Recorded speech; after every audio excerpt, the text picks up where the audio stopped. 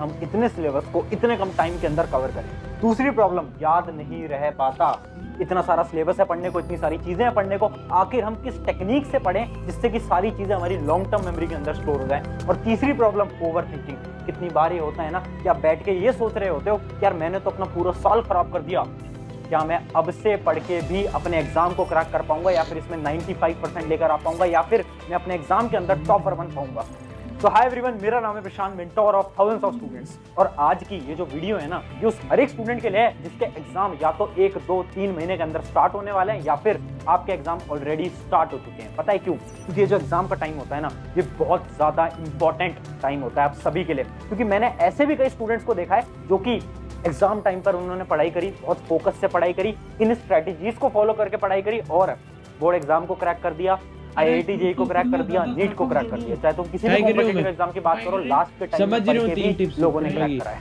और मैंने ऐसे भी लोगों को देखा है जो कि पूरे साल भर पढ़ाई कर रहे थे, बट एग्जाम टाइम के अंदर उन्होंने कुछ गलतियां कर दी, कुछ मिस्टेक्स कर दी, जिसकी वजह से उस एग्जाम को वो क्रैक नहीं कर पाए और अपनी क्लास के अंदर वो टॉपर नहीं बन पाए। तो ये जो एग्जाम का टाइम होता है ना, ये आप सभी के लिए बहुत ज्यादा इंपॉर्टेंट होता है। और इस टाइम के अंदर ये जो 3 प्रॉब्लम है ना, ये आपके साथ होता ही होगा कि इतना सारा सिलेबस है, इतना कम टाइम है, चीजें को आप याद नहीं कर पाते होगे और बहुत सारी चीजों के बारे में आप ओवर थिंकिंग करते होगे।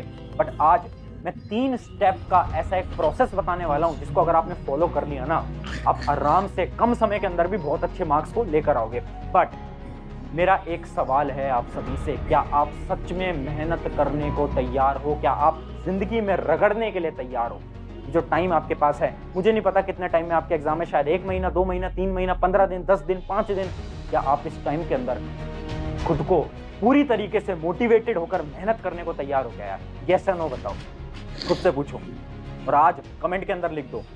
अगर तुम सच में तैयार हो तो लिख दो यार, यस भैया आई विल वर्क हार्ड, मैं करूंगा मेहनत, मैं करूंगी मेहनत, लिख दो।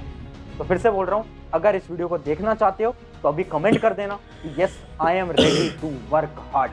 अब बात करते हैं वो 3 स्टेप प्रोसेस की, कि वो जो 3 स्टेप प्रोसेस है आखिर वो है क्या। तो हम स्टार्ट करते हैं स्टेप नंबर 1। स्टेप नंबर 1 है रीड लेस। अब तुम सोच रहे होगे रीड लेस, इसका क्या मतलब है? समझाता हूं, बहुत ध्यान से समझना। देखो, इस समय पर ना एक गलती तुम कर रहे हो। गलती तुम क्या कर रहे हो ना, कि तुम अपने दोस्तों को फोन मिलाओगे, तुम अपने दोस्त को बोलोगे यार मेरा ना कल एग्जाम है, मान लो एक एग्जांपल ले लेते हैं, मेरा कल SST का एग्जाम है, अब मुझे ये बता दे कि मैं कौन सी बुक से पढ़ाई करूं, कौन से लेक्चर से पढ़ाई करूं कि मैं अपने बहुत अच्छे मार्क्स ले आऊंगा।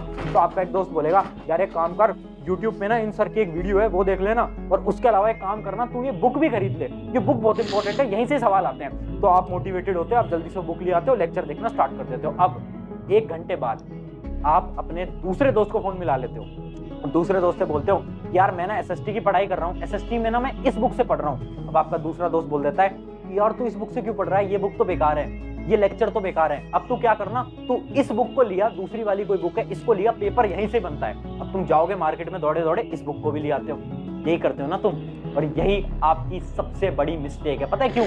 क्योंकि आप इतनी सारी बुक्स को ले आते हो, इतने सारे रिसोर्सेज को ले आते हो, क्या आप प्रैक्टिकली इतने कम समय के अंदर इतने रिसोर्सेज को पढ़ सकते हो? और मैं एक बार इमेजिन भी कर लेता हूं कि हाँ आपने पढ़ ली, इतनी सारी किताबों को आपने पढ़ लिया, बट क्या आप उन सारी किताबों को अपनी ब्रेन के अंदर मेमोराइज कर सकते हो? क्या आप याद रख सकते हो? नहीं।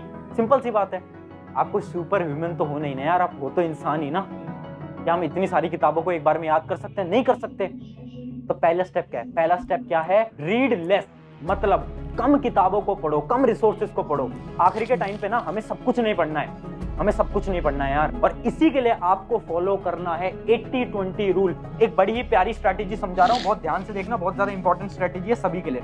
80-20 रूल ये क्या है? ये मैं अपनी बहुत वीडियोस के अंदर ऑलरेडी बता चुका हूं, फिर से बता देता हूं शॉर्ट के अंदर। देखो, हर एक एग्जाम, चाहे किसी भी एग्जाम की बात करो, IIT JEE, NEET, UPSC, class 10, class 9, class 11, class 12, किसी भी एग्जाम की बात करो, हर एक एग्जाम में ना कुछ 20% ऐसा सिलेबस होता है जिससे कि आपका 80% पेपर आ रहा होता है। मतलब कुछ 20% ऐसे टॉपिक्स हैं जो कि हर बार आपके एग्जाम के अंदर पूछे जाते हैं। और आप ये पूछोगे कि हमें कैसे पता चलेगा, है ना? यही तुम पूछ रहे हो।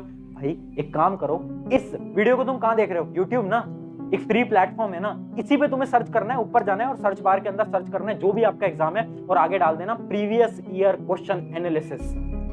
अब बस इतना डाल देना। इमेजिन करते हैं एक स्टूडेंट है जो कि नीट की तैयारी कर रहा है, तो डाल देना कि NEET physics chapter wise analysis या फिर प्रीवियस ईयर क्वेश्चन एनालिसिस।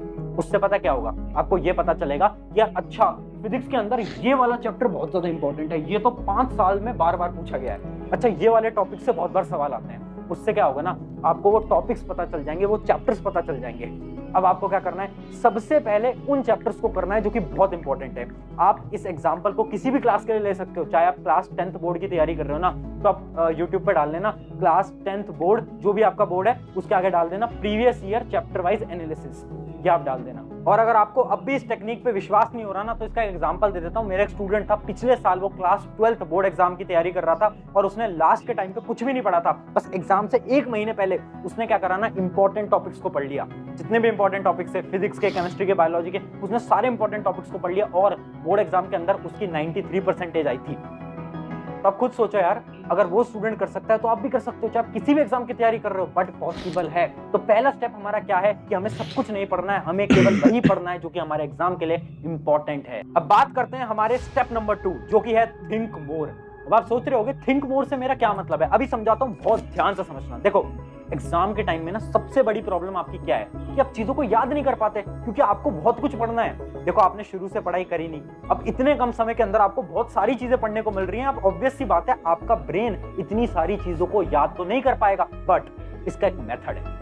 इस मेथड को हम बोलते हैं विजुअलाइजेशन। अभी इस मेथड को प्रैक्टिकल तरीके से मैं करके भी दिखाऊंगा, बट ये जो मेथड है ना, ये गुरुकुल के अंदर भी यूज किया जाता था। इसके ऊपर एक पूरी डिटेल्ड वीडियो मैंने ऑलरेडी बना रखी है, बट आज बात कर रहे हैं एग्जाम के टाइम पे हमें कैसे पढ़ना है। तो इसका एक एग्जांपल देख लेते हैं कि विजुअलाइजेशन होता क्या है। जैसे कि एक एग्जांपल ले लेता हूं, आपके नोट्स हैं या फिर आप किताब से पढ़ते होगे, आप लेक्चर से पढ़ते होगे, आप कहीं से भी पढ़ रहे हो। इमेजिन करो आपने एक लाइन पढ़ी, क्या, a displacement reaction is the one wherein the atom or the set of atom is displaced by another atom in a molecule। ये आपने लाइन पढ़ी है ना। अब आप क्या करोगे, आप अब इस लाइन को रटने की कोशिश करोगे, क्या ठीक है, डिस्प्लेसमेंट रिएक्शन ये होता है, ये होता है, ये होता है, आप रटने की कोशिश करोगे। और यही सबसे बेकार तरीका है। आपके दिमाग के अंदर ना, आपको थोड़ी सी न्यूरो साइंस समझा देता हूँ। न्यूरो साइंस ये बोलती है ना, जब आप चीजों को रटते हो ना, तो वो आपकी शॉर्ट टर्म मेमोरी में तो आ जाता है, बट आपके लॉन्ग टर्म मेमोरी में नहीं आता। मतलब अगर आप इस डेफिनेशन को एग्जाम से 1 दिन पहले याद करोगे ना, तो शायद आपको एग्जाम के दिन याद रह जाएगी, बट अगर आप एग्जाम से 4-5 दिन पहले याद करोगे ना, तो आप एग्जाम के दिन इस डेफिनेशन को भूल जाओगे। क्यों? क्योंकि आपने रट के इसको याद किया था। अब विजुअलाइजेशन का प्रोसेस समझते हैं। मैंने इस डेफिनेशन को पढ़ा, अब मैं क्या करूंगा ना, अब बहुत ध्यान से समझना मैं कैसे याद कर रहा हूं। अब मैं हिंदी में खुद से बोलूंगा इसके बारे में, या फिर जो भी आपकी लैंग्वेज है ना, चाहे आप कोई और लैंग्वेज बोलते हो, तो उस लैंग्वेज के अंदर खुद से इसको बोलो। क्या डिस्प्लेसमेंट रिएक्शन क्या हुआ, जिसमें कि एक एटम ने दूसरे एटम को ऐसे डिस्प्लेस कर दिया। क्यों डिस्प्लेस करा? क्योंकि एक जो एटम है ना, वो दूसरे एटम से ज्यादा रिएक्टिव है। मैं पूरी वो साइंस समझा रहा हूँ कि ऐसे आपको खुद से बोलना है। अब इसके अंदर अगर आपने एक चीज नोटिस करी हो, तो मेरे हाथ भी इधर उधर चल रहे थे कि एक एटम ने दूसरे एटम को ऐसे डिस्प्लेस कर दिया। ये मैं क्या कर रहा हूँ, ये भी गुरुकुल का सिस्टम है। होता क्या है ना, जब आप कोई चीज बोल के और अपने हाथों को मूव करके याद करते हो ना, तो आपके लॉन्ग टर्म मेमोरी के अंदर वो बहुत जल्दी जाती है। तो अगर आपके एग्जाम पास आ चुके हैं और आपको बहुत कुछ पढ़ना है, बहुत सारे सब्जेक्ट्स आपको पढ़ने हैं, तो आपको क्या करना है ना, याद करने के तरीकों को बदलो। मतलब नॉर्मली रट के याद मत करो, अपने हाथों का यूज लो, उसके बारे में सोचो, हिंदी में सोचो, क्योंकि जो हमारी ब्रेन है ना, वो हमारी नॉर्मल लैंग्वेज के अंदर ही सोच पाता है। मैं रियली में बता रहा हूँ, 7 दिन इस टेक्निक को फॉलो करके देखना। अपने हैंड्स को ऐसे हिलाओ, मूव करो, याद करते रहें। उससे क्या होगा, आपकी ब्रेन के अंदर सेल्स बहुत जल्दी कनेक्ट करेंगे चीजों को और आप बहुत जल्दी याद कर पाओगे।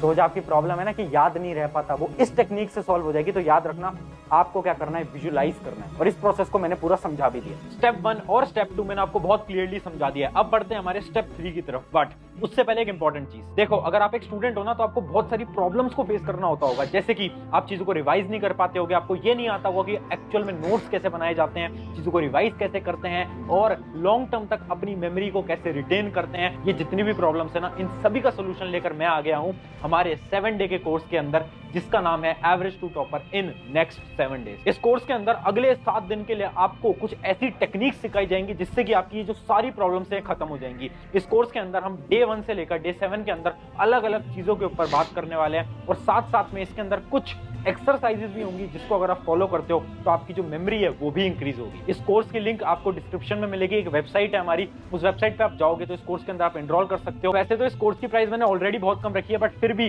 क्योंकि आप मेरे पर्सनल स्टूडेंट हो, तो आप सभी के लिए एक मैं कोड दे देता हूँ। यहाँ पर स्टूडेंट्स करके कोड आ गया होगा, अगर आप इस कोड को भी लगाओगे ना, तो आपको और डिस्काउंट मिल जाएगा। मतलब 50 से 60% आपको और डिस्काउंट मिल जाएगा उस कोर्स के ऊपर। आगे बढ़ते हैं हमारे स्टेप 3 की तरफ। स्टेप नंबर 3 क्या है, ओवर थिंकिंग को कैसे खत्म करें।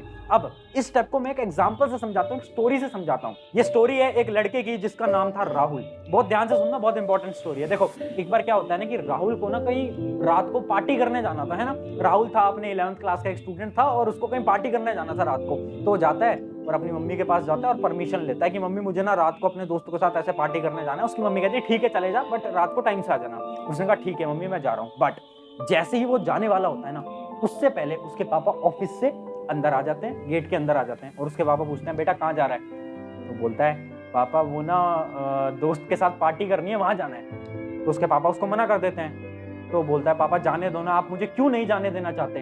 तो उसके पापा जो रीजन देते हैं ना वो बहुत ध्यान से समझना। उसके पापा ये बोलते हैं यार तू अभी जाएगा पार्टी करने और तू गाड़ी से जाएगा, अपनी दोस्त की जो कार है उससे तू जाएगा।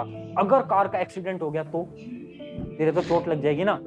तो बोलता है पापा ये क्या बात कर रहे हो, चलो मैं कार से नहीं जाता, मैं तो अपनी स्कूटी से चला जाता हूँ। तो उसके पापा बोलते हैं यार एक्सीडेंट तो स्कूटी से भी हो सकता है। तो वो परेशान हो जाता है और वो बोलता है यार पापा मैं स्कूटी से भी नहीं जाऊंगा, मैं साइकिल रखी है मैं इससे चला जाऊंगा। तो उसके पापा बोलते हैं अच्छा इमेजिन कर ये जो साइकिल है इसका टायर बीच में कहीं फट जाए और तू गिर जाए और तेरे लग जाए तो।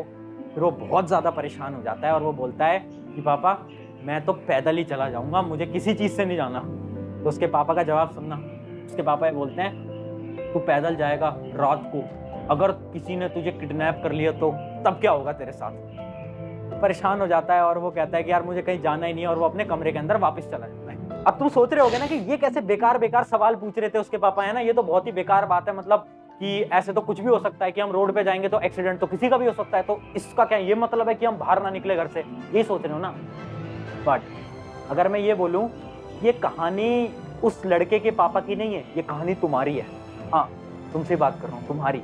मतलब समझ नहीं आया। तुम्हारे एग्जाम में टाइम कम है और तुम हर रोज खुद से क्या बोलते हो कि क्या मैं क्रैक कर पाऊंगा, क्या ये एग्जाम मेरे लिए बना है, क्या मैं 95 लेके आ पाऊंगा, मुझे तो डर लग रहा है। तुम यही तो सोचते हो खुद से, यही तो बोलते हो हर रोज। ये तो वही बात हो गई ना कि जैसे उसके पापा उससे बोल रहे थे कि यार तेरा एक्सीडेंट हो सकता है, तेरे साथ ये हो सकता है, तेरे साथ वो हो सकता है। तुम भी तो ये बोल रहे हो ना कि एग्जाम क्लियर नहीं हुआ तो क्या होगा, क्या मैं अच्छे मार्क्स लेके आ पाऊंगा। अरे इतना सोचने से क्या फायदा, इतना सोचने से क्या फायदा। एटलीस्ट तुम अपना ट्राई तो करो, तुम अपना ट्राई तो करो, जो होगा वो देखा जाएगा। अगर रोड पे एक्सीडेंट होते हैं तो क्या इसका ये मतलब है कि हम घर से बाहर निकलना बंद कर देंगे। नहीं निकलना बंद किया ना। तो एग्जाम में लोग फेल होते हैं, इसका ये मतलब थोड़ी ना है कि तुम एग्जाम में मेहनत करना बंद कर दोगे। मेहनत तो करोगे ना यार, अपना बेस्ट तो लगाओगे ना यार। अगर अपना बेस्ट लगाने को तैयार नहीं हो फिर तो कैसे काम चलेगा। तो ये जो ओवर थिंकिंग की तुम्हारी समस्या है ना, इसका बहुत सिंपल सा सोल्यूशन है। जब भी लग रहा है ना कि यार मैं बहुत ज्यादा चीजों के बारे में सोच रहा हूँ या सोच रही हूँ, एक पेन कॉपी लाओ और लिख दो चीज के बारे में। जब तुम लिखोगे तो तुम्हें पता चलेगा प्रॉब्लम तो कोई है ही नहीं, प्रॉब्लम तो तुम्हारा दिमाग है जो कि तुम्हें बार बार बेवकूफ बना रहा है। और जब भी आज के बाद ओवर थिंक करो ना, तो ये जो मैंने कहानी सुनाई थी ना, इस कहानी को याद कर लेना, शायद तुम ओवर थिंकिंग से बाहर आ जाओगे। तो मैंने तुम्हें तीनों स्टेप्स को बहुत डिटेल में समझा दिया, स्टेप 1, स्टेप 2, स्टेप 3। इन तीनों स्टेप्स को आप अपने एग्जाम टाइम पे यूज करना। अब देखो कैसे आपके मार्क्स आते हैं, कैसे आप उस एवरेज की कैटेगरी से टॉपर के अंदर जाने वाले हो। बस जैसा मैंने स्टार्टिंग में बोला था ना कि आपको जरूरत है हार्ड वर्क की। यार हार्ड वर्क नहीं करोगे तो कुछ भी अचीव नहीं हो पाएगा। बस याद रखना, मेहनत लगाओ, इन तीनों स्टेप्स, इस स्ट्रैटेजी पे काम करो। जैसे मैंने याद करने की ट्रिक बताई है उस ट्रिक से याद करो। और अगर अभी तक आपने कमेंट नहीं करा है कि यस भैया I will do hard work, तो फिर तो यार कैसे काम चलेगा। तो अभी सबसे पहले कमेंट कर देना। ऑन दिस नोट शुक्रिया एवरीवन, मेरा नाम है प्रशांत, मिलते हैं किसी नेक्स्ट वीडियो के अंदर।